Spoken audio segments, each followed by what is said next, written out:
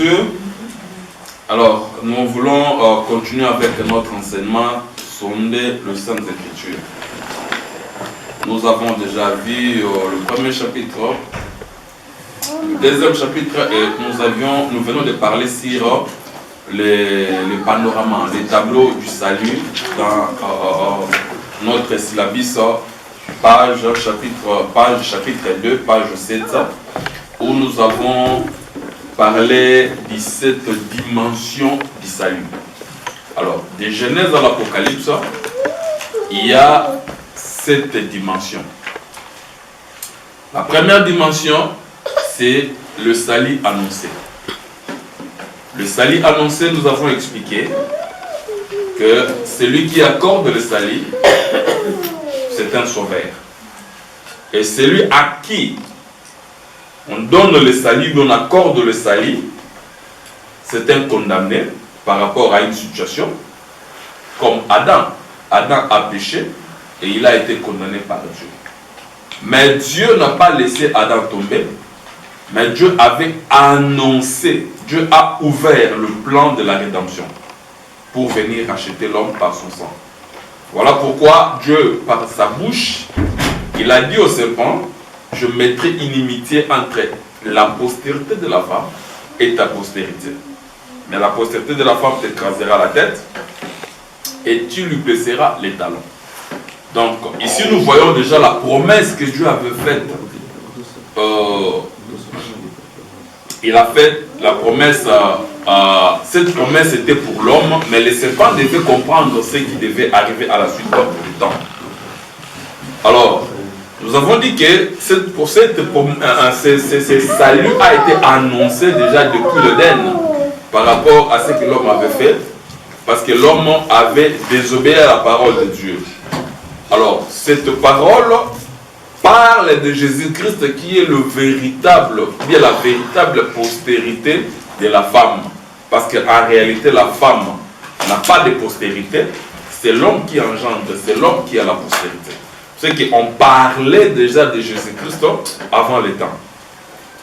Et nous avons vu que cela s'est accompli sur la croix. Quand Christ a écrasé la tête du diable, Paul nous les avait déjà dit. Il a dit quoi? Qu'il a dépouillé les autorités. Ouais, c'est ça l'écrasement. Il a dépouillé les autorités. Il a enlevé leur pouvoir. Mais Christ lui-même devait subir la mort parce que le serpent devait aussi lui blesser les talons. La deuxième dimension du salut, c'est le salut promis. Ici, Dieu fait la promesse du salut. Là, nous voyons des personnes, ou bien des patriarches. Nous voyons Noé et nous voyons Abraham. Mais je vais parler beaucoup plus de Noé. Au temps de Noé, parce qu'il y avait le péché, Dieu s'est irrité et Dieu a promis de détruire la terre par les déluges. Ici, pour être épargné de la colère de Dieu, il fallait entrer dans l'arche que Noé avait construite. Or, l'arche de Noé n'était qu'une représentation du refuge. Mais le véritable arche, c'est le Seigneur Jésus-Christ. Parce qu'il a dit, ce qui arriva au temps de Noé, arrivera de même au temps du Fils de l'homme. Qu'est-ce qui est arrivé au temps de Noé? Au temps de Noé, il y avait le péché. Au temps de Noé, les gens se mariaient. Mais Dieu avait envoyé les déluges pour détruire la terre. C'est qu'au temps du Fils de l'homme, Dieu détruira aussi la terre. Il y aura les déluges. Mais il n'y aura pas de déluges comme ça. La pluie physiquement comme ça. Mais qu'est-ce que Dieu fera? Il y aura ce qu'on appelle la grande tribulation. Alors nous, l'Église, nous devons être déjà partis. Il y aura le jugement éternel. Il faut que nous puissions quitter cette terre pour que Dieu puisse se juger. Alors, mais au temps de Noé, Dieu avait donné un signe salvateur. Un signe qui assurait l'assurance. C'était l'arc-en-ciel. Dieu a dit ceci: je ne détruirai plus la terre par le déluge. Voilà pourquoi je fais une alliance avec toi. Et lorsque l'arc-en-ciel apparaîtra dans le nuée, c'est que je veux me rappeler de cette alliance. Or, l'arc-en-ciel ici, à nos jours, au moment où nous parlons, l'arc-en-ciel n'est plus au ciel. L'arc-en-ciel, c'est la personne de Jésus-Christ, ou bien c'est la parole de Jésus-Christ qui est sur la terre maintenant. Voilà pourquoi, à chaque fois que nous faisons même du mal, lorsque Dieu regarde la mort de Christ sur la croix, c'est comme l'arc-en-ciel. Vous voyez? C'est l'arc-en-ciel. C'est arc. Or, arc, c'est un instrument de guerre. Arc, c'est comme une arme. N'est-ce pas? Parce que dans les temps anciens, l'arc faisait partie aussi. Tout le monde a un arc, une flèche, tout ça. Et bien, il faut faire partir. Mais cet arc-là n'avait pas de flèche. Cela veut dire quoi? C'est le fait. Donc, Nzambé, à notre temps, lorsqu'il regarde Christ, c'est lui qui apaise la colère de Dieu. De la même manière que l'arc-en-ciel devait apaiser la colère de Dieu pour nous épargner du déluge, de la même manière aussi au temps des fils de l'homme, la mort sur la croix de Jésus, cela empêche la colère de Dieu. Alors, troisième dimension, le salut prophétisé. Le salut prophétisé, là nous voyons l'homme de Moïse.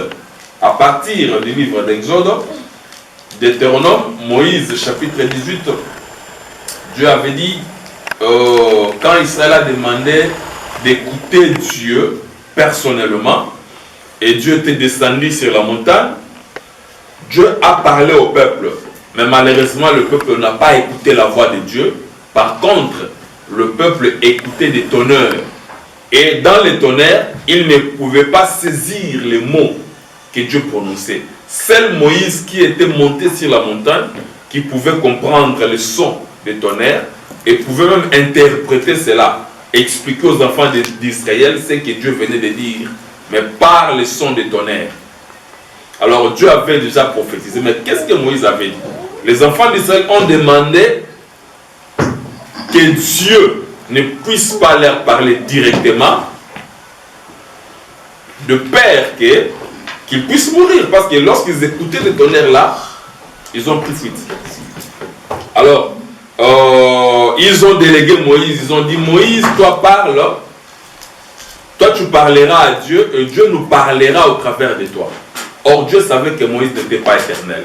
Voilà pourquoi Dieu avait prophétisé. Il a dit, au milieu de toi, je susciterai un prophète comme Moïse. Le véritable prophète comme Moïse, c'est notre Seigneur Jésus-Christ. Moïse était un libérateur, mais le Seigneur Jésus-Christ est un sauveur. Moïse est venu sauver les enfants d'Israël, le faire quitter de l'Égypte pour les amener à Canaan. Jésus-Christ est venu dans le monde pour nous faire quitter du monde et nous amener au ciel. Alors, la quatrième dimension du salut, parce que la Bible tout entière ne parle que... La Bible a un seul sujet, un seul thème qui est le salut. Alors ce salut est manifesté dans cette dimension. Dans la quatrième dimension, là nous voyons le salut manifesté. Le salut manifesté, c'est là quand nous voyons le salut porter la chair, venir habiter au milieu de nous, comme l'apôtre Jean l'a témoigné dans le livre de Jean, chapitre 1. Il dit, il a habité parmi nous, nous avons contemplé sa gloire. Vous voyez? Donc le salut a porté la chair à la personne de Jésus-Christ et il est descendu sur la terre. Il a habité au milieu de nous. Donc là nous voyons Jésus-Christ porter un corps. Le salut porter un corps. Parce que la Bible dit ceci. Il est écrit. Je me fais comprendre. Hein? Donc, le salut a porté la chair. C'est la parole faite chair. Donc, ici, c'est le salut fait un corps. Le salut manifesté, c'est le salut fait un corps. Le salut qui porte la chair. Et il a habité parmi nous. Là, nous voyons le Seigneur Jésus-Christ dans sa chair. Pendant qu'il vivait sur la terre, il était le salut manifesté. La cinquième dimension du salut, c'est le salut démontré. Ok? Ici, nous avons parlé de la démonstration du salut. Ici, nous voyons le Saint-Esprit, qui est le salut, mais qui se manifeste par la puissance parmi les enfants de Dieu, dans l'église du Seigneur Jésus-Christ, qui est le corps de Jésus. La sixième dimension, c'est le salut enseigné. Oh, ce salut-là, qui a porté la chair à la personne de Jésus, ce salut-là, qui est le Saint-Esprit, qui manifeste la puissance de Dieu parmi nous, mais ce salut-là est devenu aussi tout un enseignement. Ce salut doit être enseigné. Voilà pourquoi Paul le dit dans le livre de 1 Corinthiens chapitre 1, verset 21. Si on peut nous faire la lecture, s'il vous plaît. Si je peux chercher ça. 1 Corinthiens chapitre 1, verset 21. Il nous a sauvés par la prédication de la croix. Vous comprenez? Donc, ici, le salut nous est donné au travers de l'enseignement, par la parole. Si quelqu'un peut... 1 Corinthiens 1, 21. Je lis au nom de Jésus. Amen. Car, puisque le monde, avec sa sagesse, n'a point connu Dieu dans la sagesse de Dieu, le monde n'a pas connu Dieu dans la sagesse de Dieu. Il a plu à Dieu de sauver les croyants par la folie de la prédication. Maintenant, ici, Dieu pour sauver, c'est par la prédication. C'est pourquoi nous avons parlé de salut enseigné. Est-ce que vous comprenez? Donc, il a plu au Seigneur de sauver par la folie de la prédication. Ici, quand on dit la folie de la prédication, c'est-à-dire, c'est une parole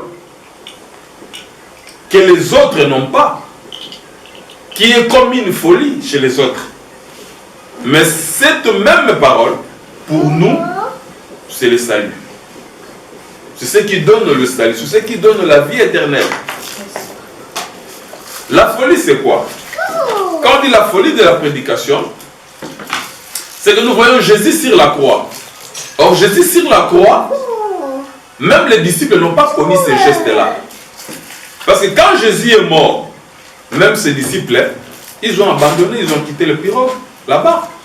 Ils ont dit que non, bon, il est mort, c'est fini.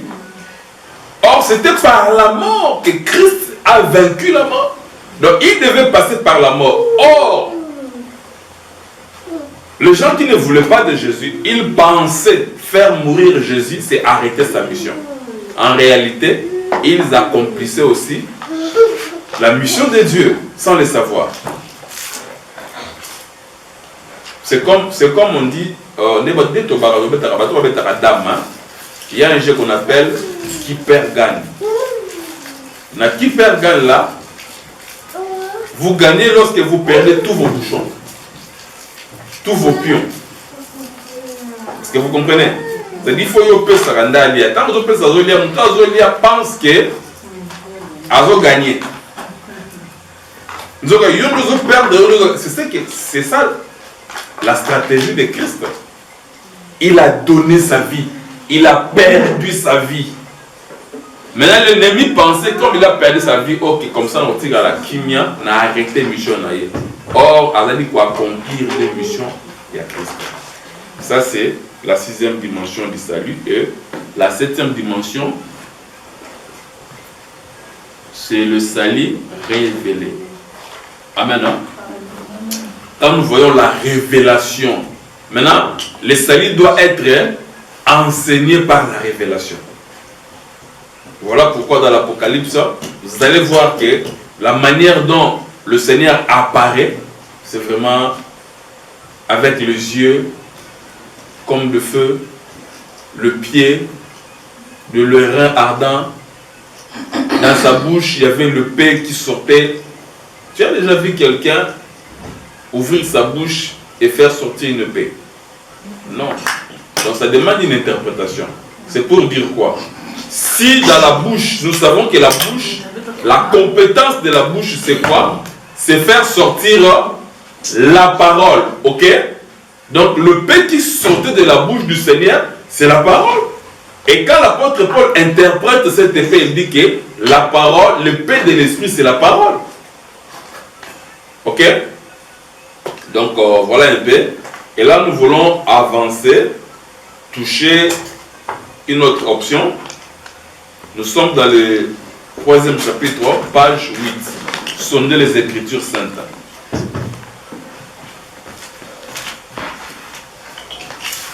Quand on parle des Saintes Écritures, ici il est question de l'ensemble des textes inspirés, des textes qui sont considérés. Vous comprenez? Comme formant un seul livre. Nous avons plusieurs versets que nous avons donnés. Jean chapitre 7, verset 42. Jean 10, verset 35.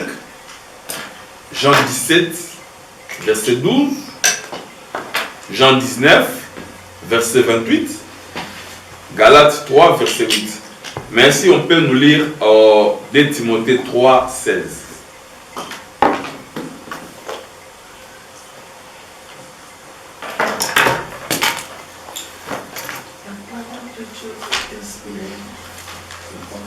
Maman, volume s'il vous plaît.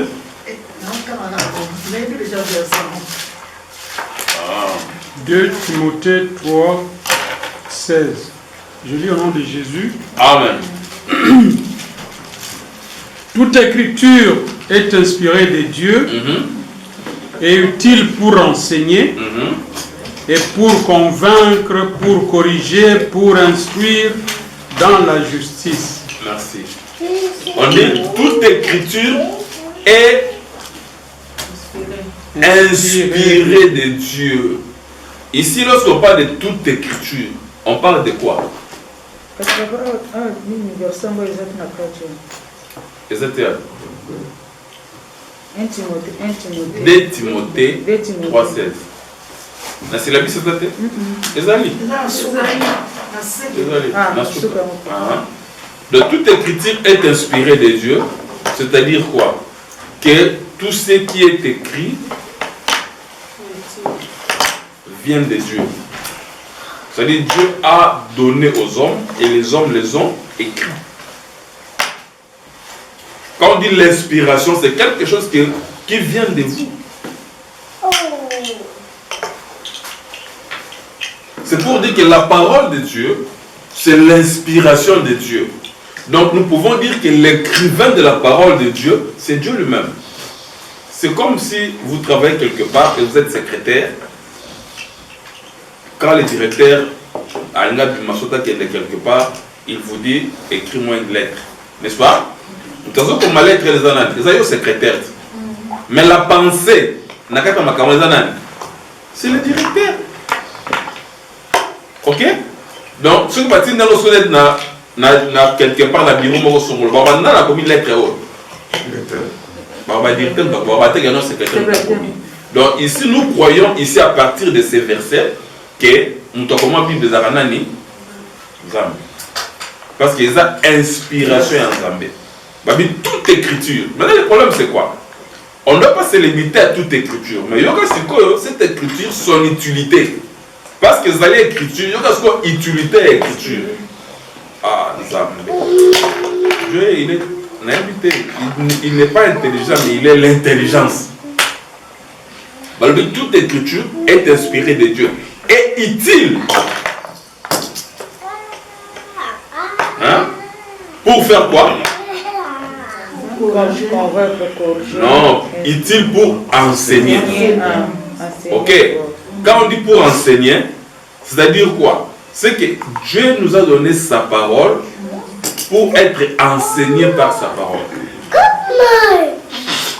Or, dans la parole, nous trouvons l'enseignement. Maintenant, si vous lisez Actes chapitre 2, verset 42, la Bible dit qu'il persévérait dans l'enseignement des apôtres. Ok. Cet enseignement-là, c'est quoi? C'est l'enseignement l'ancienne alliance. Toujours un enseignement, il y a nouvelle alliance. Ok? Dans l'ancienne alliance, qui sont les enseignants de la parole? Ce sont des prophètes. Ok? Maintenant, dans la nouvelle alliance, qui sont les enseignants de la parole? Ce sont des apôtres. C'est-à-dire quoi? Nous devons être enseignés par les prophètes et par les apôtres. Or, les grands enseignants de l'ancienne alliance, c'est qui? C'est Moïse. C'est Moïse, les grands prophètes. Et les grands enseignants de la nouvelle alliance, c'est qui? C'est Jésus. Donc, toute écriture utile pour enseigner, c'est-à-dire quoi? C'est que, pour comprendre ce que Moïse a écrit, il faut comprendre ce que Jésus a dit. Parce que c'est Jésus qui vient nous interpréter ce que Moïse a écrit. C'est Jésus qui vient expliquer ce que Jésus a écrit. Quand nous avons commencé, nous avons donné un petit verset. L'apôtre Paul dit ceci: n'allez pas au-delà de ce qui est écrit, n'est-ce pas? Ici, quand on dit n'allez pas au-delà de ce qui est écrit, qu'est-ce qui est écrit? Il faisait allusion à quoi? Il faisait allusion à l'ancienne alliance. Il faisait allusion à la loi, n'est-ce pas? Ce qu'il voulait dire, n'allez pas au-delà de la loi, n'est-ce pas? Mais quand le véritable enseignant est venu, le Seigneur Jésus-Christ, lui, si nous prenons un exemple dans la loi, toujours exemple, tu ne commettras pas d'adultère. C'est un commandement, c'est une parole. Ok?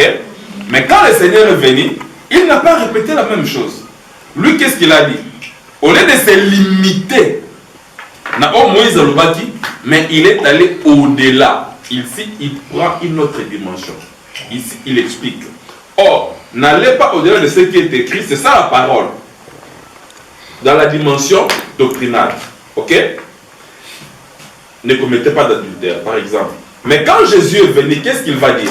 Le Seigneur va dire ceci: Moïse vous a dit ce qu'il nous renvoie dans le passé. Ok? Il dit, mais moi je vous dis, c'est qu'il vient pour faire quoi? Pour expliquer Moïse.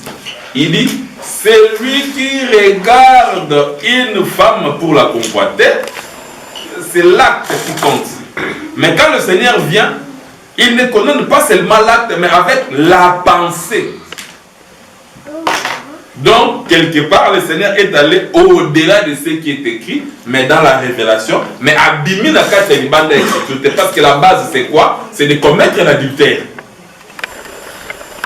Est-ce que je me fais comprendre? Hein?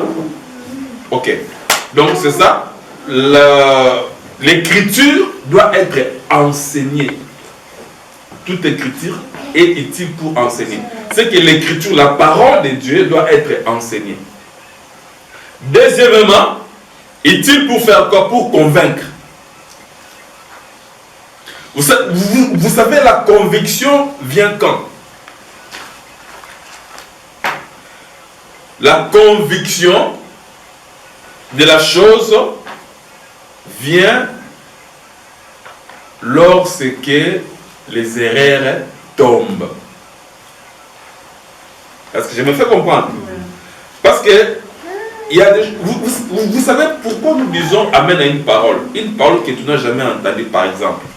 Entendu prêcher, mais lorsque cette parole est prêchée, tu dis Amen.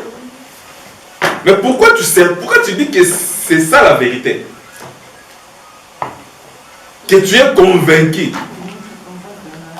C'est parce que cette parole est expliquée. Cette parole est à sa place. Cette parole vient avec la lumière. Est-ce que je me fais comprendre? Donc, il y a un pôle, il y a une lumière, il y a un monde de l'autre qui dit, je suis convaincu que ce qu'il dit est vrai. Et celui qui convainc, c'est le Saint-Esprit. Mais le Saint-Esprit ne peut pas te convaincre sur base de rien. La base de toute chose, c'est quoi? C'est l'écriture. Voilà pourquoi, si nous voulons faire quelque chose, Bible en quoi que vous fassiez, en acte ou en parole, faites-le au nom de Jésus. Vous avez déjà lu ça, non? Hein? En quoi que vous fassiez. Donc, vous savez, je vais donner un exemple.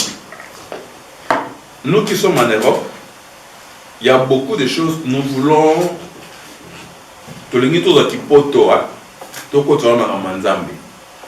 et Simbate. Bon, mon Bible,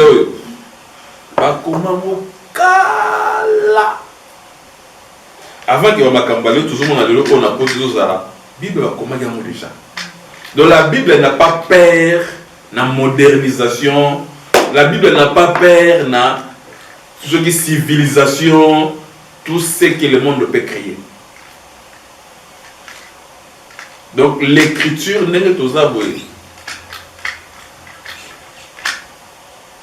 Hein? Pasteur peut être plus âgé en âge.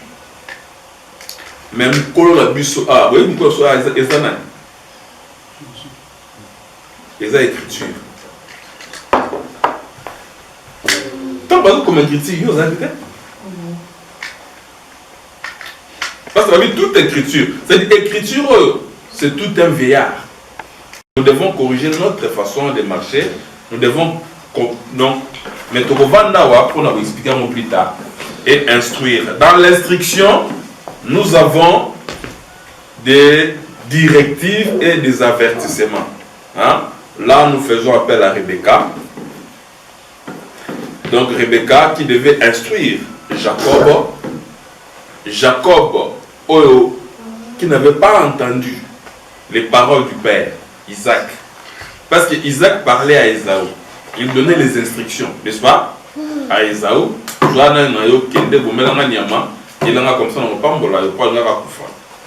Mais quand Rebecca a écouté cela, et Rebecca comme mère a eu instruction à enseigner à Jacob.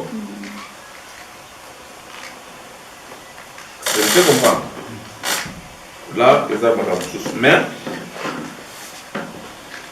la pensée cachée dans cette écriture, c'est quoi?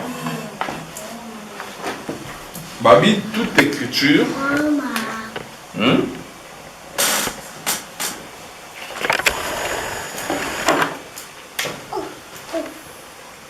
L'écriture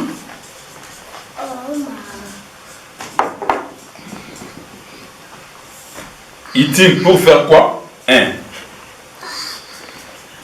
Enseigner. De deux. Corriger. Convaincre. Mais convaincre.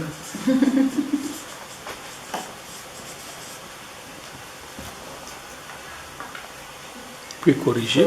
Corriger.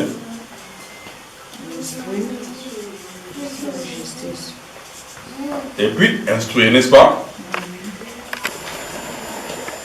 Donc l'écriture, dans l'écriture, Azo caché 4 éléments. L'enseignement, la conviction, la correction et puis l'instruction. Mais laissez-moi d'abord vous dire avant de passer. Justice. Non. Justice, c'est le résultat. Okay. Quand tu as enseigné, convaincu, c'est alors que tu deviens juste devant Dieu. Alors, l'écriture, dans l'écriture, nous avons l'enseignement, la conviction, correction, ainsi de suite. Ce que l'apôtre Paul a dit ici. L'apôtre Paul a répété, où est-ce qu'il a tiré ces choses? L'apôtre Paul a vu Babylone Koyo et pas à Job. D'abord, il y a mon apôtre Paul, ce sont des langages. Hein? Est-ce qu'on peut nous lire 1 Corinthiens chapitre 14 verset 6? Si on peut nous lire. Dans le Bible écriture.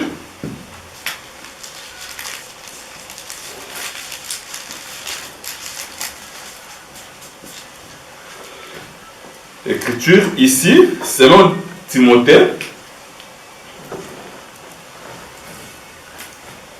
Selon 2 Timothée. 3,16. Hein?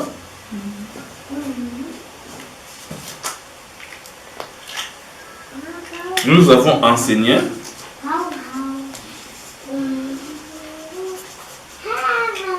nous avons convaincre, nous avons corrigé, nous avons instruire. N'est-ce pas?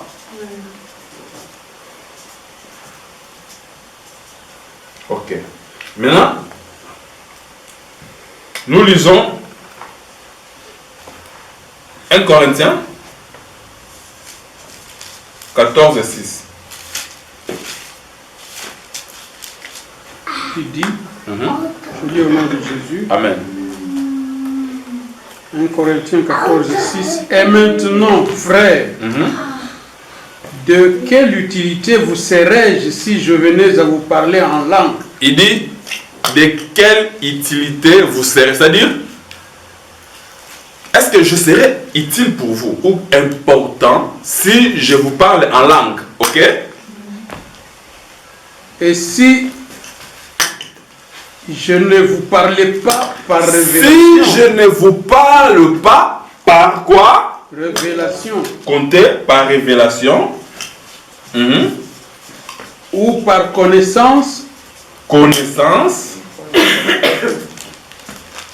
Ou par prophétie. Prophétie. Ou par doctrine. Par doctrine. Ici, Paul parle de parler, le parler. Ok? Donc, il voulait dire quoi? Que pour que je sois utile dans ma prédication, pour que je sois utile dans l'enseignement, je dois vous parler soit par la révélation, soit par la connaissance, par la prophétie, par la doctrine. Donc, nous disons que l'écriture a ces 4 langages. Quand l'écriture est enseignée, l'écriture peut être enseignée par la révélation, l'écriture peut être enseignée par la connaissance, l'écriture peut être enseignée par la prophétie, soit par la doctrine. C'est pourquoi nous avons donné l'exemple de la loi. Paul a dit, n'allez pas au-delà de ce qui est écrit. Ok? Nous avons pris une écriture. Moïse, dans le commandement, il dit, ne commettez pas l'adultère. Ça, c'est la doctrine. Mais quand le Seigneur vient, ou bien, ok, voilà, je prends un exemple de David. Ok? David a constaté, ou bien a vu de loin, la nudité de Bathsheba, la femme d'Urée. Nous connaissons cette histoire, non? Nous connaissons ce qui s'est passé après. Ok? David a pris la femme d'autrui, ainsi de suite. Et après, qu'est-ce que David a fait à la fin? En fait, David a couché avec la femme d'autrui, n'est-ce pas?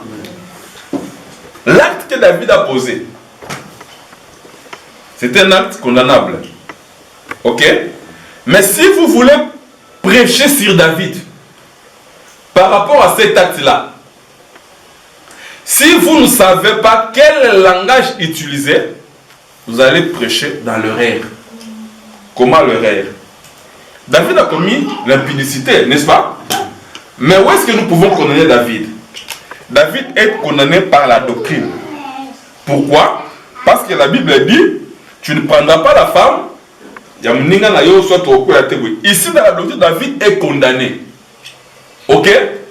Mais le même acte, ce qu'on est dans moi, ce qu'on a par la prophétie, ce n'est pas un péché. Pourquoi? Parce que ici, David a comme image. Il y a Nzambe Moko. Est-ce que vous comprenez? Oui, je viens. Parce que toi tu es ici la doctrine. Toi, tu es guidé à niveau sur la prophétie. Si David comme roi, le véritable roi, c'est qui? C'est Dieu lui-même. Ok? La femme d'Iri, tant que na Iri, batikala kobotate. Ok? Est-ce que je me fais comprendre? Batikala kobotate. C'est pour dire quoi? C'est pour dire que Iri, oh babotolaki moisi, c'est l'image de Moïse. Je vais me faire comprendre. A comme ici Moïse, la femme d'Iri, a comme ici le cola Israël. Ok? Mais aux yeux comme étant un peuple choisi de Dieu. Donc quand Moïse est venu, Moïse comme Iri ne pouvait pas donner la sémence qui est la loi au peuple, et puis sémence on allait produire la vie éternelle. Est-ce que je me fais comprendre? Maintenant David qui prend la place de Dieu.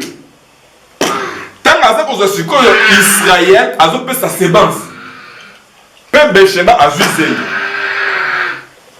Tant que vu Zémi, hein, quand on a prophétie, hein, tant que vu Zémi, baboti moana, l'enfant a ça qui n'est a koufi. N'est-ce pas? Après, il y a ce qu'on peut dire moi nous sous. Moi, on est à vivre, on est Salomon. C'est-à-dire quoi? C'est que Dieu maintenant qui prend Jésus qui est la sémence, parce que Jésus c'est la parole. La parole c'est une sémence. Ok? Tant au Christ, tant au Moïse a qui devant le peuple de Dieu, le peuple n'avait pas produit les fruits dignes de repentance. Le peuple n'avait pas manifesté la vie. Donc c'est Iri, oh la kana moi si ma botte ça moi cité. Donc tu comprends. Maintenant il a fallu qu'on mette fin à la vie à Iri. Il a fallu qu'on bomba Iri. Donc Jésus-Christ lorsqu'il est la sémence de Dieu, lorsqu'il aïe na moki. Parce que vous allez comprendre que cette femme, tant que David, Iri est encore vivant. Ok? Donc Jésus-Christ lorsqu'il est né, il a trouvé Moïse était encore vivant. Vivant pour moi par la loi. Parce que Jésus est né pendant le temps de la loi. Mais la loi ne donnait pas la vie. Voilà pourquoi Jésus disait que non, je suis la vie. Hein? Je suis la vie, le chemin et la vérité. Je suis le chemin, la vie et la vérité. Ok? Mais pourquoi il disait qu'il est la vie? C'est pour dire que celui qui est venu avant lui n'a pas apporté la vie au peuple. Or, celui qui est venu avant lui, c'était qui? C'était Moïse. Moïse était considéré comme étant le mari d'Israël. Ok? C'est comme Iri qui était considéré comme étant le mari de Beersheba. Mais David a couché na Iri. Quand il a couché na Iri, a couché na femme. Alors, moi c'est Zémi. C'est pour dire que David a fait Moutamabota. Donc la femme n'était pas stérile, mais c'était Irine de Moutuade. Donc c'est pour dire quoi? C'est que Moïse, hein, avec la loi n'a pas pu donner la vie au peuple. Il a fallu maintenant celui qui apporte la sémence qu'il vienne. Tant que celui qui apporte la sémence, ça y est, a pessim balamoko zimekoti. De la sémence a trouvé une bonne terre. Ok? Mais le problème c'est quoi? C'est que Iritan a Koufi, c'est que c'est la fin de Moïse, c'est que c'est la fin de la loi. Or Jésus sur la croix, il a mis fin à la loi. Parce qu'il a dit quoi? Tout est accompli. Donc loi ici, les grâces est bannie. Avec quoi? Qui doit accomplir la loi? Ok? Vous allez comprendre maintenant. Et que moi, je vais botter qui est bosso. Moi, je vais d'ailleurs, nous ne connaissons même pas le nom de cet enfant-là. C'est-à-dire quoi? C'est-à-dire Jésus qui est la sémence, quand il est venu pour la première fois, Jésus était venu comme étant un homme de souffrance. Un homme sans gloire. Ok? Parce que la première venue de Jésus-Christ, il était venu pour faire quoi? Pour mourir. Bon, oh là là. Jésus était venu pour mourir, n'est-ce pas? Oui. Papier ça. Jésus était venu premièrement pour mourir. Mais vous allez voir que Jésus qui est mort, la deuxième venue à Jésus, il ne viendra pas comme étant le Messie souffrant. Mais il viendra comme étant le Messie dans la gloire. C'est ça Salomon. Parce que le deuxième fils, David à Beersheba, c'était Salomon. Dans le deuxième fils, nous avons connu son nom. Le deuxième fils d'abord, Babengue Salomon, un nom qui est tiré du mot Shalom, un homme de paix. On dit que David, la doctrine, c'est la prophétie, c'est le l'acte là, c'est un acte prophétique. Ce il faut que balancer le Coran. Parce que vous risquez maintenant. Vous risquez au Canada. Vous ne savez pas où elle utiliser le langage. Il est dans la révélation. Il est dans la connaissance. Il est dans la prophétie ou bien il est dans la doctrine. Est-ce que je me fais comprendre? Voilà. Donc l'écriture doit être enseignée dans ces dimensions. Parce que vous risquerez. Il y a par exemple, nous avons posé une question ici. Qui avait tué Jésus? Jésus a été tué par les Juifs, par les Romains. Ok? Là, c'est connu. Pour retirer la dimension, il y a connaissance. Mais nous pouvons aussi dire que Moutatua Jésus-Christ, c'est Dieu. Parce que il était déjà immolé avant, prédestiné, avant la fondation du monde. Ici, c'est Dieu qui l'a tué. C'est Dieu qui l'a tué, image dans le Éden. Mais ça, c'est dans la prophétie. Mais, soyez dans la révélation, qui a tué Jésus? C'est lui-même. Il s'est livré. Il a dit que je peux donner ma vie et de la récupérer. Donner la vie, c'est quoi? C'est mourir, non? Récupérer, c'est quoi? C'est ressusciter. Quand il dit que je suis la vie et la résurrection, c'est-à-dire il donne sa vie et puis il récupère sa vie. C'est que dans la révélation, Jésus s'est donné la mort. Dans la connaissance, ce sont les Juifs, ce sont la loi, c'est la loi, ce sont les Israélites qui ont tué Jésus. Les Romains et tout et consorts. Ok? Mais dans la prophétie, c'est Dieu qui a tué Jésus. Alors dans la doctrine, qui a tué Jésus? C'est toi et moi. Quand nous péchons, c'est comme si nous tuons encore Jésus. C'est comme ça qu'est-ce que vous avez dit que non? Il y a un moment qui est sous Christ.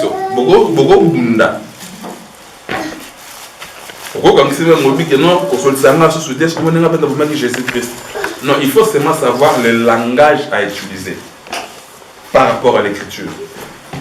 Voilà pourquoi Job 33, 14, 15,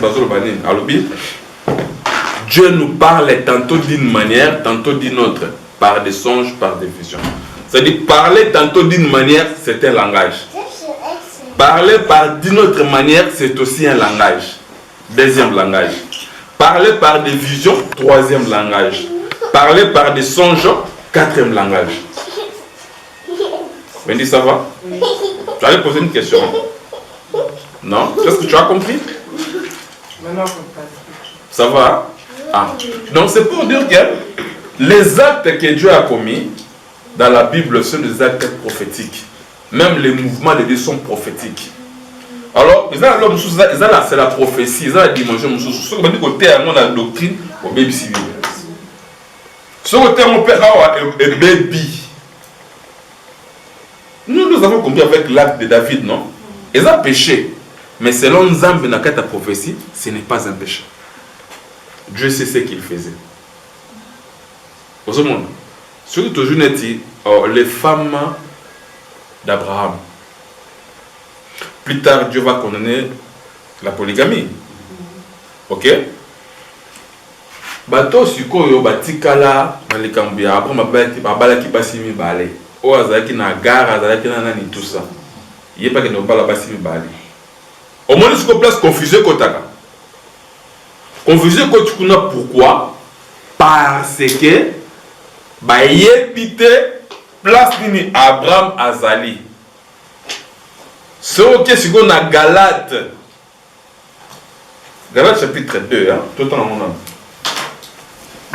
Dans le verset 20, je pense. Verset, papa, d'avant. Dans le Galate 2, verset 20. Qui t'a lancé.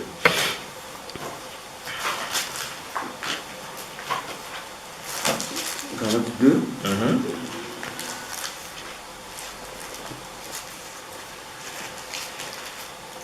Galate chapitre 2. Verset 20. J'ai été crucifié avec Christ. Et si je vis... Oui, c'est ça, mais ce n'est pas le verset dans le Lucas. Donc il y en a 4. Dans le Galate chapitre 4, dans la 20. Galate 4. Dans la 20. Or, le médiateur n'est pas... Médiateur. 23, pardon. 23, ou bien 24, c'est rien.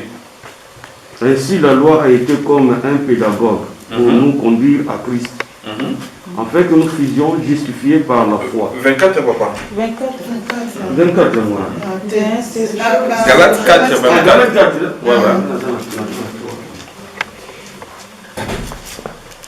Ces choses, dans 24, ces choses sont allées, car ces femmes sont des alliances.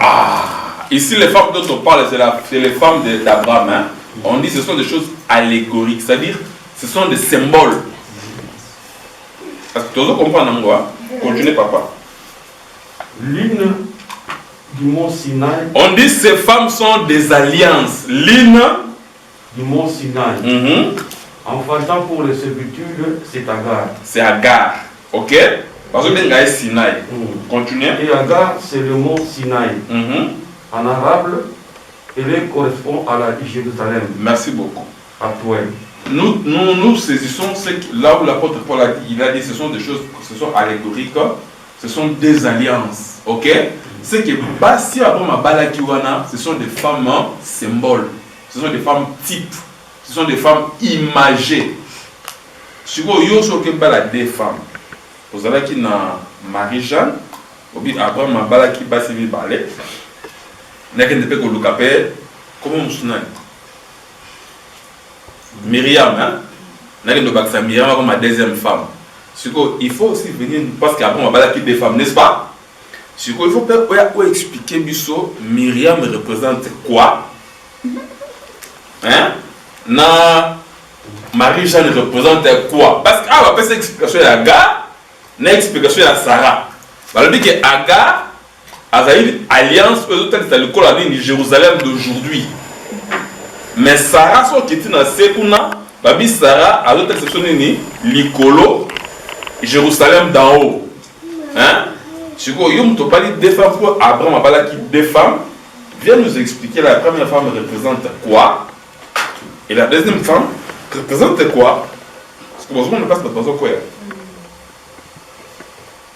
Est-ce que vous comprenez? Nous sommes pas les femmes du ministère. C'est-à-dire, moi, je suis pas pas sur Wana. Yété. Tant que moi, je suis comme Koya, je suis comme Koya. Il faut que moi intercesser sur mon Koya. Il y a un accompagner. Est-ce que vous comprenez? Donc, toute écriture est inspirée de Dieu. C'est vraiment très important. Par la grâce de Dieu, nous allons même donner des sujets et commencer à voir pourquoi. Parce que si nous maîtrisons ces choses, ça va éviter beaucoup de confusion dans la parole de Dieu. Donc, les acquis par rapport, il y a des textes, 1 Corinthiens 11.3, là 1 Timothée 2.3.5. Mais par la grâce de Dieu, tu peux faire une écriture moko, hein? Comme ça, moi, tu peux répondre dans la prochaine séance pour la bénéficier. Alors, 1 Corinthiens chapitre 11, verset 3. Est-ce qu'on peut nous faire la lecture?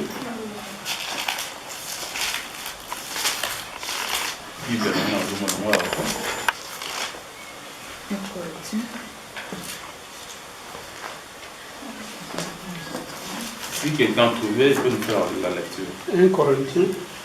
1 Corinthiens 11, verset 3. Je veux cependant que vous sachiez que Christ est le chef de tout homme, que l'homme est le chef de la femme, et que Dieu est le chef de Christ. Ok. Ici, c'est l'apôtre Paul qui dit, je veux cependant que vous sachiez que Christ est le chef de tout homme. Hein? Tout le monde aille bien. Que l'homme est le chef de la femme et que Dieu est le chef de Christ. Déjà, en lisant cette écriture, nous voyons beaucoup plus un mot qui se répète, c'est le chef. Hein? Donc, Christ, le chef de tout homme, l'homme, le chef de la femme, et puis Dieu, le chef de... Ok. Alors, d'une manière, c'est ça. Il dit, Christ, chef de l'homme. Bon, c'est mieux là, on ne veut pas.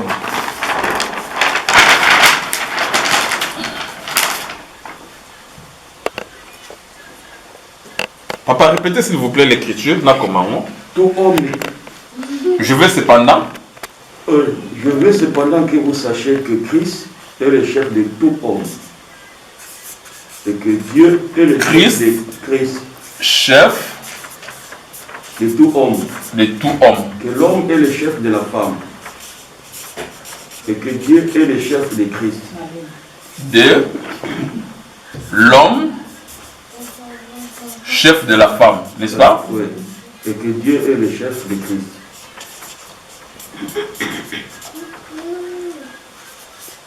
Dieu est le chef de Christ. Chef de Christ.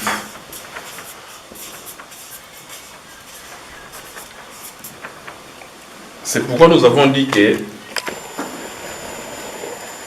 si nous comprenons la pensée de l'écrivain, ça peut nous aider beaucoup. En réalité, on parle d'abord le mot chef. Hein? Le mot chef, ici, dans cette écriture, parle seulement de l'origine. Parle de la prééminence, la suprématie de l'autorité. Ok? On dit Christ chef de tout homme. On ne dit pas Christ le chef de l'homme, comme on dit l'homme chef de la femme. Mais on dit Christ chef de tout homme. Ici, le tout homme, ici, ce n'est pas seulement les hommes masculins, mais les hommes masculins et les hommes féminins. Donc, l'homme et la femme. Est-ce que je me fais comprendre?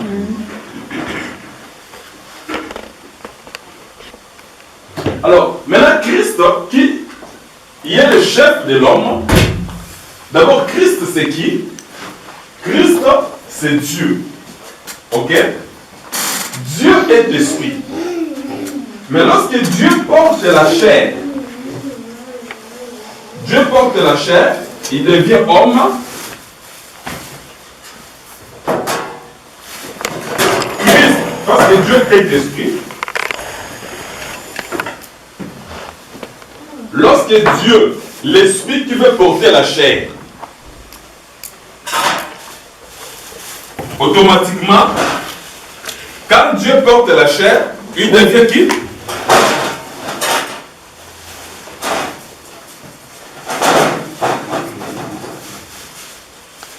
N'est-ce pas? Quand Dieu porte la chair, il devient... Jésus-Christ, c'est Dieu fait chair. Donc c'est que c'est l'esprit qui porte le corps. Maintenant, ici c'est Dieu, mais dans la dimension, enfin, dans l'humanité. Un Dieu qui n'est pas spirituel, mais qui s'est fait aussi homme, qui est devenu semblable à l'homme. Ok? Or, lorsqu'il s'est fait homme, nous avions dit, c'est pour accorder le salut. Donc, il est chef par rapport à l'œuvre qu'il a accomplie. Si vous lisez Colossiens, il dit que Jésus est la tête du corps, n'est-ce pas? Parce que dans le corps, le chef du corps, c'est qui? C'est la tête. C'est la tête qui conduit le corps. Ok? Alors, le mot chef ici, dans le texte des Hébreux, si vous comprenez un peu, le mot chef ici parle seulement de la tête.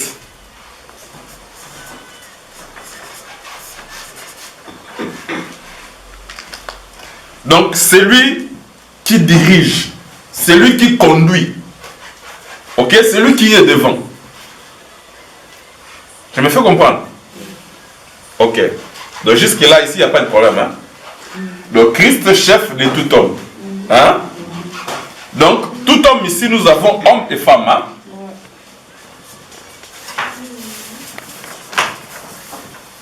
Ok. Maintenant, l'homme.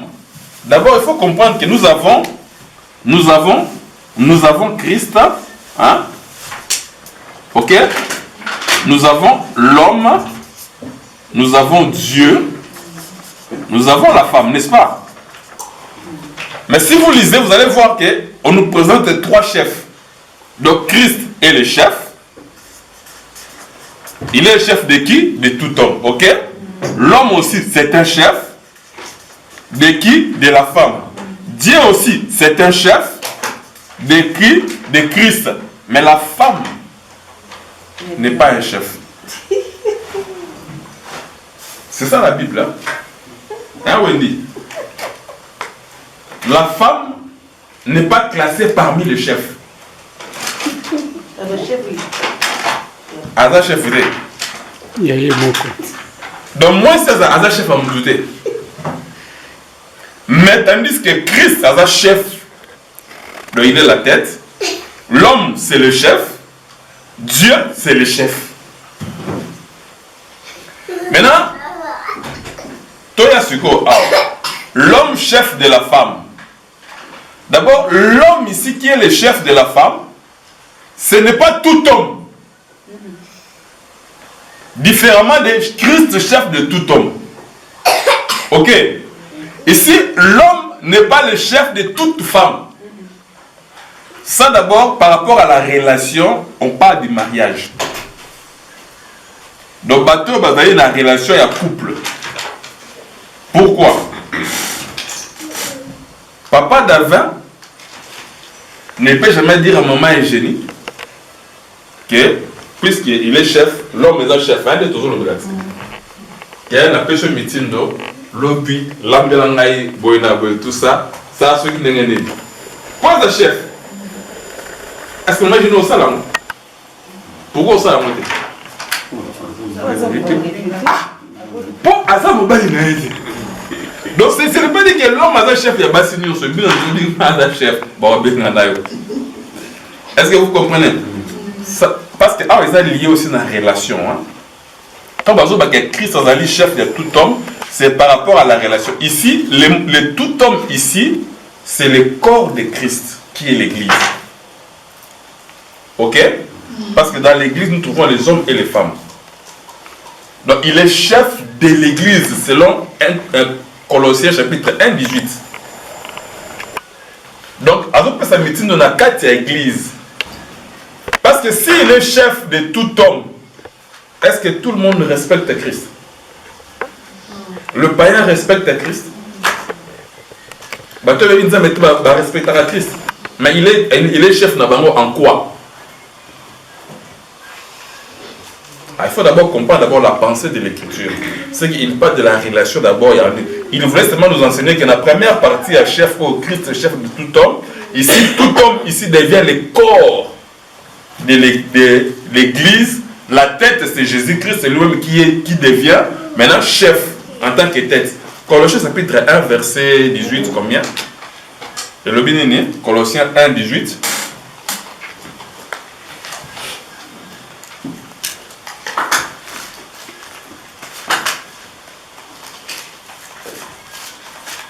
il est la tête du corps de l'Église, il est le commencement, le premier-né d'entre les morts. Merci.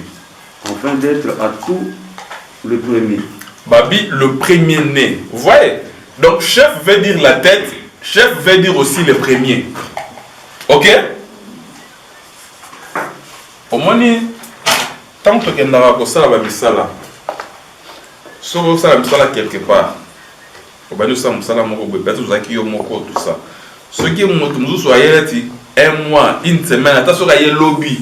Bon, ça, n'a comme un chef. Yom to banda qui bosso comme automatiquement comme chef ya pour ASI. Pourquoi? Puisque tu es venu le premier. Donc ici Azali premier par rapport à l'œuvre qu'il a accomplie. Il est premier par rapport à la position vis-à-vis de nous. Il est premier par rapport à la relation. C'est que c'est lui qui nous a rachetés. Ok? Parce que l'église est l'épouse de Christ.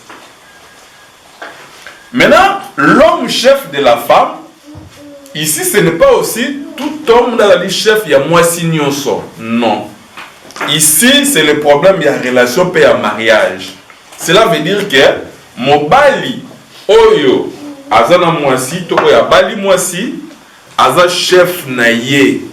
Maintenant, pourquoi Azo comme chef? Vous savez comment déjà? Papa a bien arrêté de yebi surtout. Sugoyo, maman, vous avez suivi des témoignages ici à papa Théo, non? Maman dans la kanaki et tout ça. Hein? Maintenant, est-ce que vous avez déjà entendu quelque part que maman a quoi avec papa? Pourquoi? Parce que quand vous regardez au samba, attention que maman a bêté qui papa. Des natures comme ça, les femmes sont des êtres faibles. Vous comprenez? Maintenant, la pensée de Paul, c'était quoi? Est-ce qu'il parlait dans le mariage d'Abisso? Oui, mais il visait beaucoup plus sur la relation de Christ et l'Église. Ok? Maintenant, pour que nous puissions arriver à comprendre cette pensée, nous avons exemple à l'homme chef de la femme. De la même manière que nous devons voir la famille exister, l'harmonie doit exister pour nous. Nous devons et pas ya. Merci. Ok? Je vais ajouter un élément.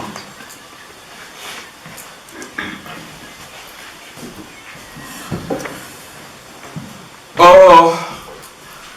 Attends. Parce que j'aimerais que tu vas nous montrer place sur l'homme chef de la femme. Vous savez, selon Dieu, la femme ne peut pas commander l'homme. Selon la parole de Dieu. Vous avez un couple comme ça, moi c'est pas une couple, c'est mitine. Hein? Parce qu'il a dit, si l'homme est chef, c'est lui qui donne les ordres, c'est qui? C'est le chef qui donne les ordres.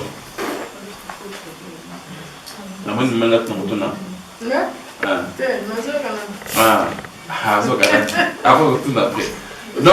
c'est l'homme qui donne des ordres. Parce qu'il est chef, non? Maintenant, écoutez-moi les mamans.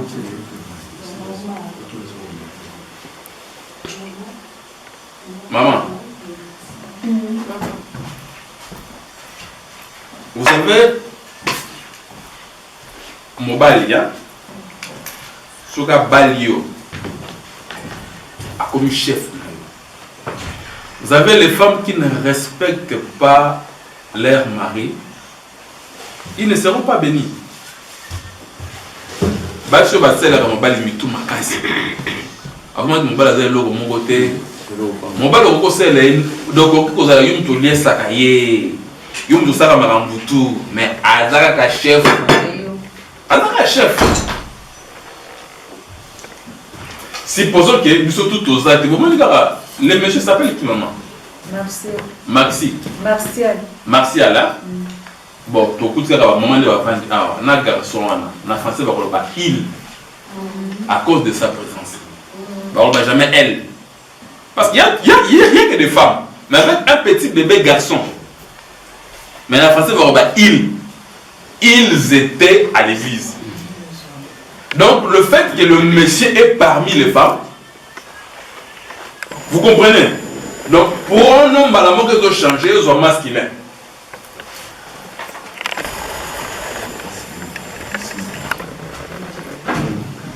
Je me fais comprendre. Hein?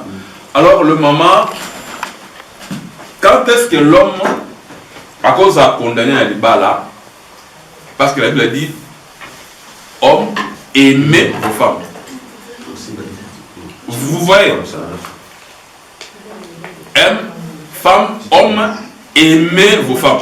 C'est que, Bassi, Bolo Bagate, au moins, moi, c'est ça, je regarde les mobile dans la mingi, à qui me le comment. Oui, à qui m'a dit.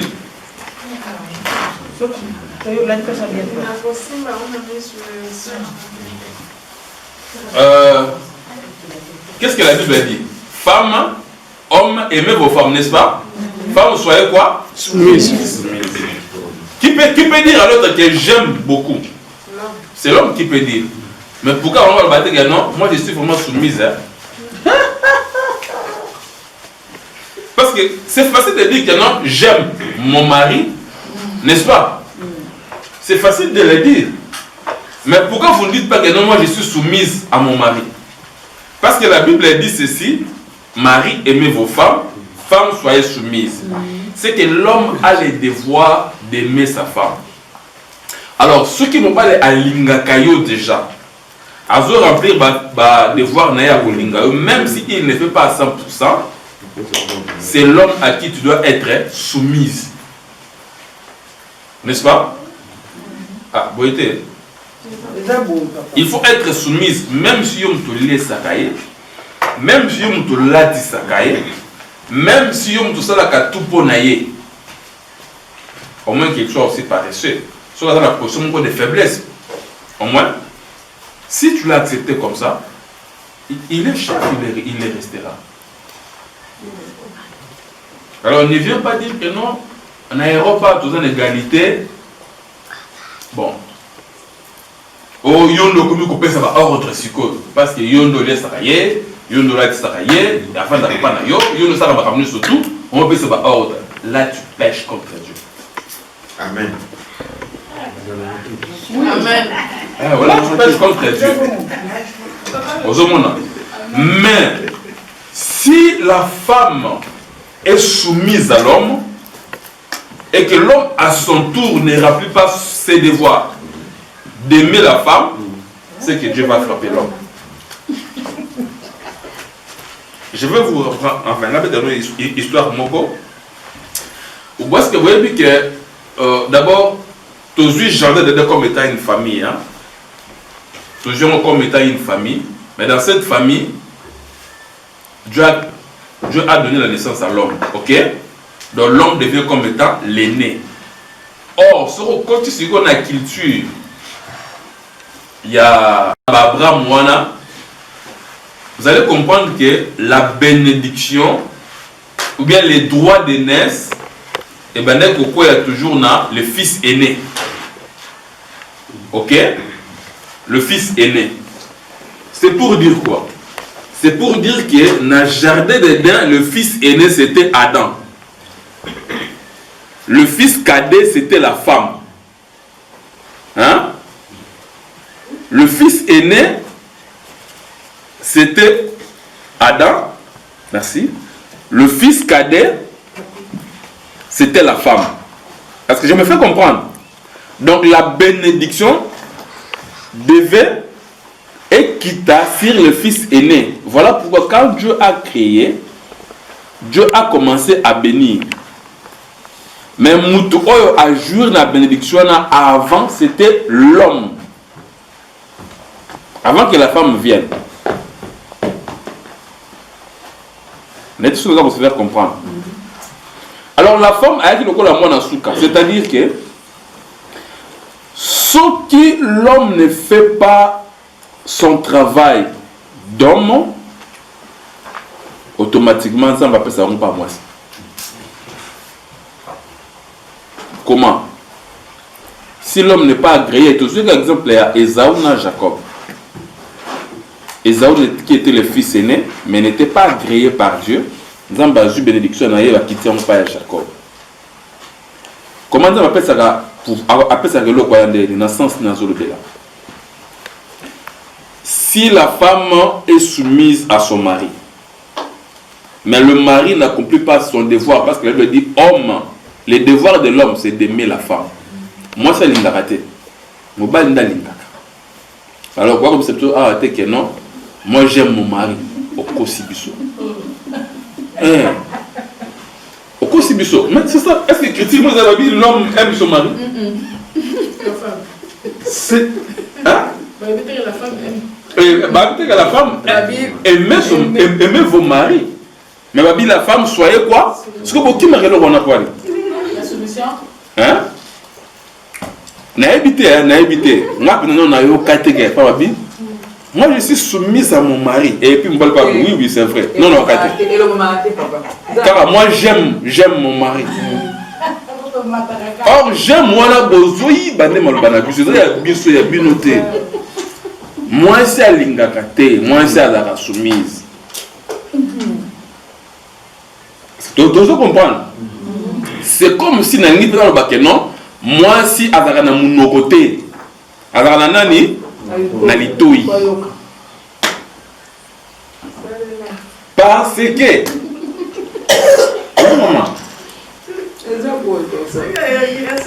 Asaleli. Donc moi c'est quoi banda loba te parce que mon bal azali.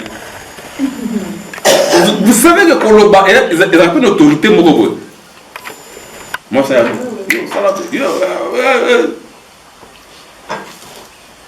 voilà pourquoi on a toujours un exemple à Eden.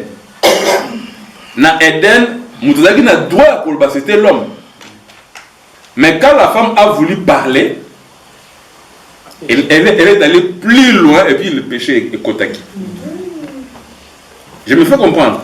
Or, ce qui a la responsabilité à Adam, c'est pas une longue tête. Parce que Adam a vécu en Éden avant Ève. Mais pourquoi le serpent a quoi ça a été? Pourquoi quoi ça a été? Parce qu'il a compris que non. Toyo. C'est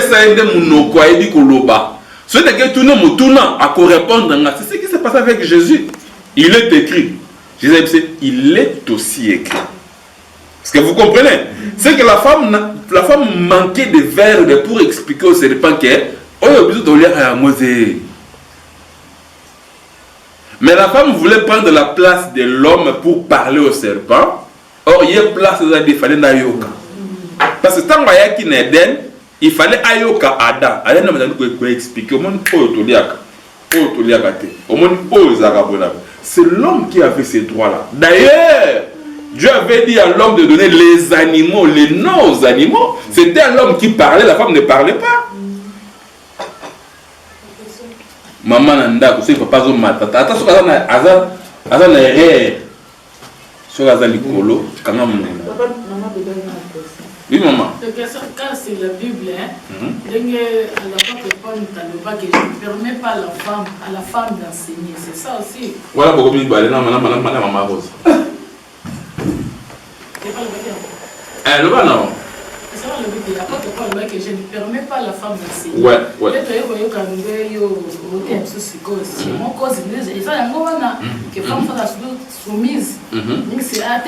Question il y a trop d'éléments. Ce que l'on appelle Mel Boyer, ça risque de nous dérouter. Mais ça idée dans l'auto canon nous c'est un il y a ma porte que je ne permets pas la femme d'enseigner. Cause c'est ça qui en moana. C'est ça la cause. Ouais. Parce que à terre à mon pays. Pour avoir dit que moi t'enseigner pour na église de Corinthe ba ça dit na mbongo ina olendo mingi. Cause ezala ki yango wana yango moni Vous entendez comme bosso. Au moins même apôtre Paul azoloba pourquoi? Alors dit parce que c'est la femme qui a été séduite. Après c'est une raison. Ozomona. Bon.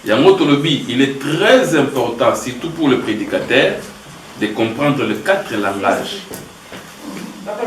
Ça va vraiment beaucoup aider. L'inspiration divine, tout petit 1 Corinthiens 2,9, personne ne connaît les choses de Dieu si ce n'est l'Esprit de Dieu.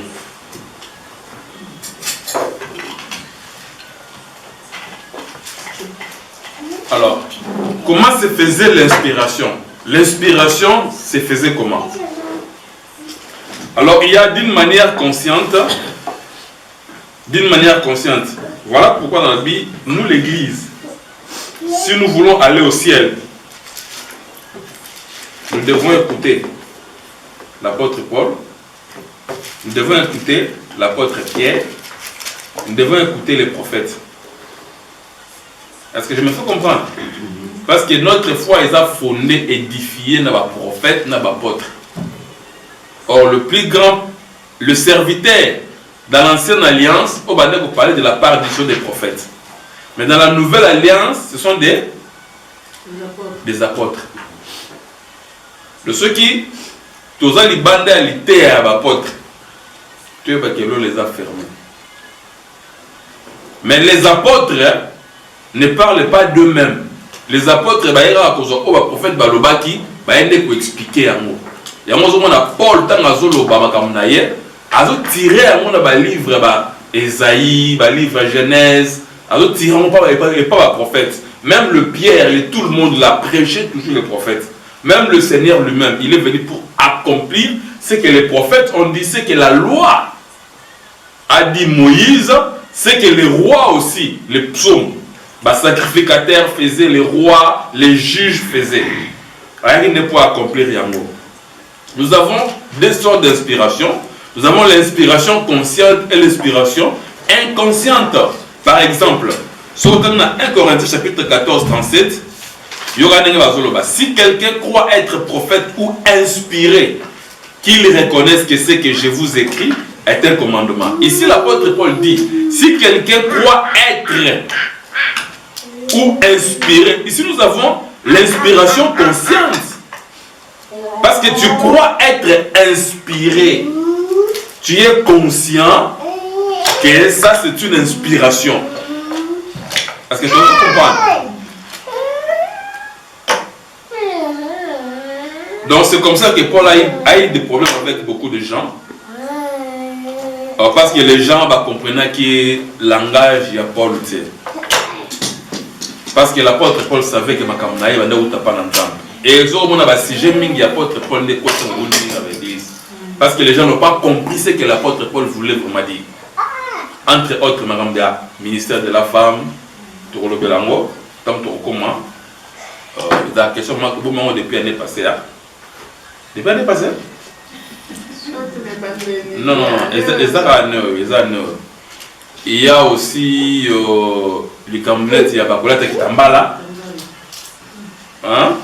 Ce sont des choses que l'église va mais est-ce que nous avons le même Dieu? Est-ce que nous avons la même foi? Est-ce que nous avons le même enseignement? Bon, le temps est au commun. Voilà pourquoi l'apôtre Paul va considéré comme étant un semeur de troubles. Ce sont les gens qui n'ont pas compris son enseignement. Mais qu'est-ce qu'il voulait dire au juste? Il parlait de quoi? Donc, par la grâce de Dieu,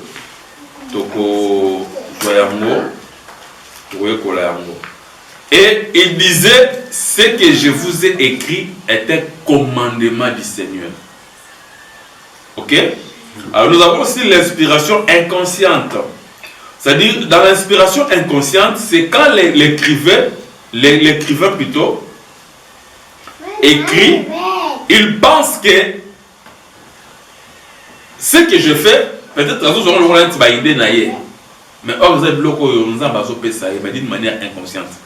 Il y a un autre moment dans la Ligue, sauter dans la Ligue, chapitre 1.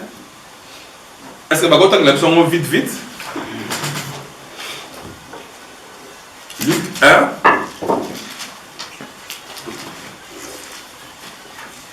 Le bénéni. Luc 1. Plusieurs ayant entrepris de composer un récit des événements qui se sont accomplis parmi nous, suivant ce que nous ont transmis ceux qui ont été des témoins oculaires dès le commencement et sont devenus des ministres de la parole.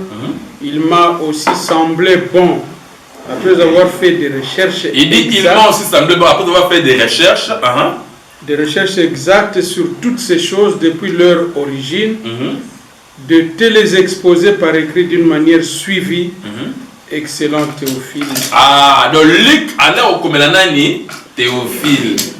Il pensait que, alors comme il a raconté l'histoire, mais il a quitté pour servir toute une génération Simon. L'autre autant Luc, mais il a quitté comme il Théophile.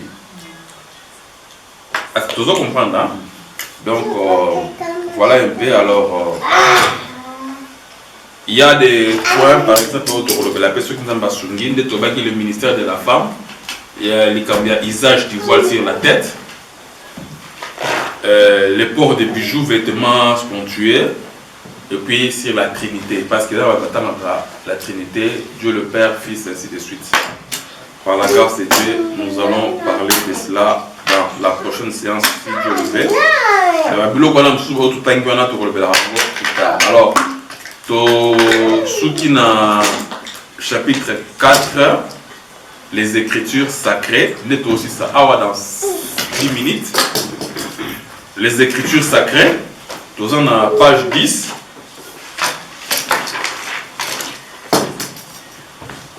Nous avons dit que la Bible, ou bien le livre de la vérité, est composé de 2 Écritures sacrées. Donc, tout d'abord, un terme des Écritures, le 2 parties de la Bible qui est l'Ancienne Alliance et la Nouvelle Alliance. Ici, nous appelons ça l'Écriture, c'est-à-dire, parce que la Bible a dit que toute Écriture est inspirée. Donc, il parlait de toute une partie.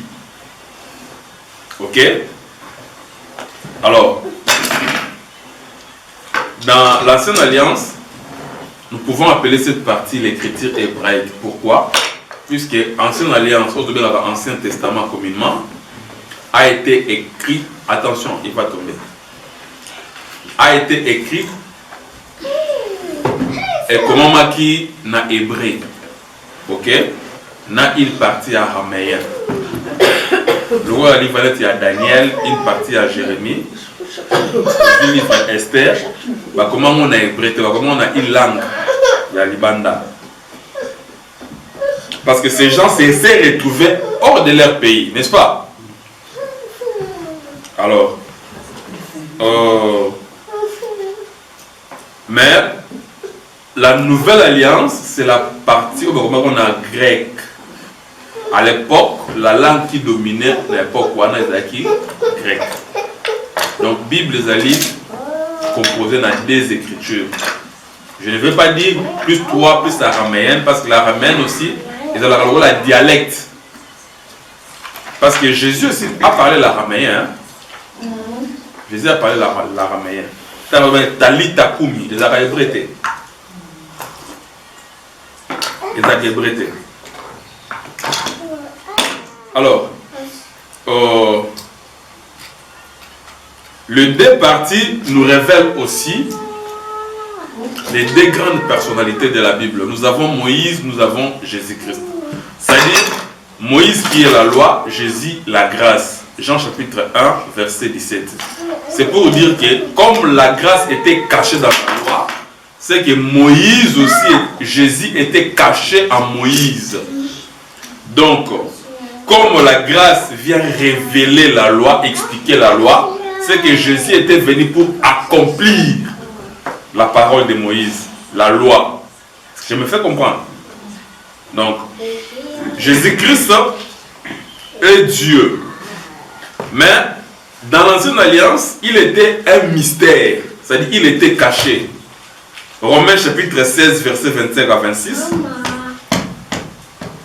Jésus-Christ, fils, ici Jésus-Christ est Dieu, il est un mystère. Mais Jésus-Christ, fils de Dieu, c'est le mystère manifesté. C'est la manifestation. C'est le mystère, c'est-à-dire, c'est la révélation. quand le mystère est décelé, est expliqué, c'est ça la révélation. Alors, nous avons l'écriture hébraïque. Ils ont composé la 39 livres de Genèse à Malachie. Ils ont 39 livres. Comme nous avons dit que Jésus a parlé aussi l'araméen, cette partie, normalement, la grande partie est allée écrire en hébreu.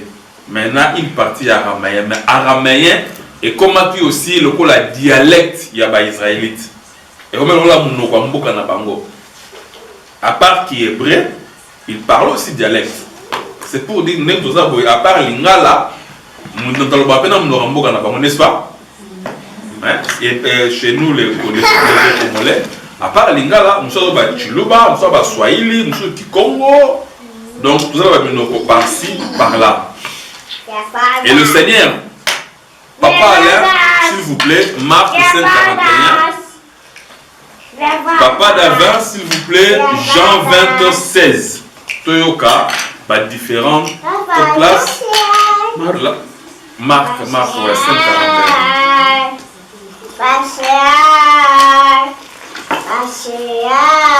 Je lis au nom du Seigneur. Amen. Marc 5. 41. Papa Davin, Jean 20:16. Il l'a saisi par la main et lui dit, Talita Kumi, ce qui signifie jeune fille, lève-toi, je te l'ai dit. Merci. Vous voyez, Jean 27, Jésus lui dit Marie. Elle se retournant et lui dit en hébreu, Raboui, c'est-à-dire mère. là, il a parlé l'hébreu. Talita Kumi, l'araméen. Tous à verset Moussoussou. Marc 14:36.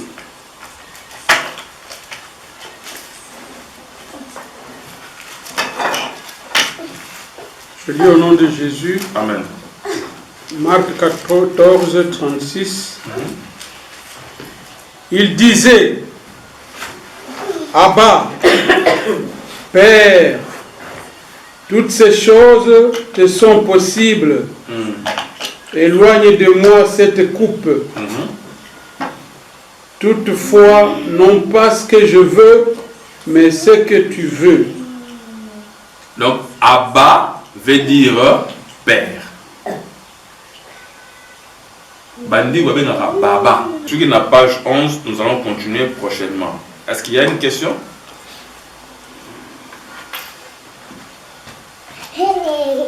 Beaucoup de place de ceux qui a parce que Toko Banda Sikoyo. La prochaine séance, Toko Kende rapide vraiment pour Toko de ce qu'on a livre.